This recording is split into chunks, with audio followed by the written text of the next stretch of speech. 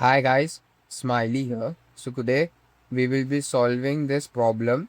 This is a physics problem, and to solve this problem we will assume that A is the origin, and since we have to find a distance between the objects m1 and m2, right, I will assume that this distance is some r, and to find this I will use the distance formula x2 minus x1 whole square plus y2 minus y1 whole square. Okay, and what I will say is this thing is x1 comma y1, and this thing is y x2 comma y2. I will say that. Now that we have set up some coordinates for ourselves, what we will do is now we will try to find m2's components. Okay, so it has two components, y component, okay, y component and x component, right, and x component.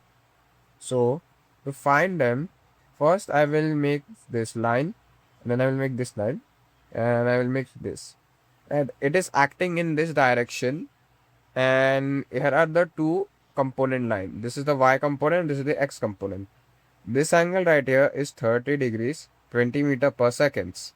Now that I know what is what, I will solve this. So this here is nothing but 20 times cos 30 degree, and this here right here is 20 times sine 30 degrees.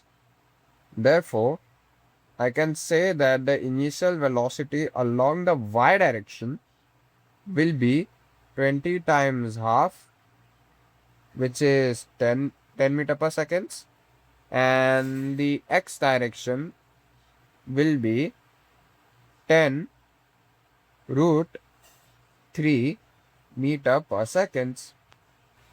Now let's find for m1 where its y direction will be. For m1 there is no x component. Alright, there's no x component as it does not travel in the x direction. Okay, so its velocity is 0. Okay, it has y direction velocity. So this would be y1, which would be equal to but nothing but 20 times the time, which is 2 seconds. So this is 40 minus half gt square. All right, now this gt square, why did it came? Because we are finding the distance. Y1 is the distance, okay, coordinate. Now we will apply the formula. So this is the formula right here. As I said earlier, this would x1 will be 0 as there is no velocity along the x direction. So substituting the value, now we get this value. Now this value right here, half 80 square, will be 0 as there is no acceleration along the x-axis for our object m2. All right, there's no acceleration.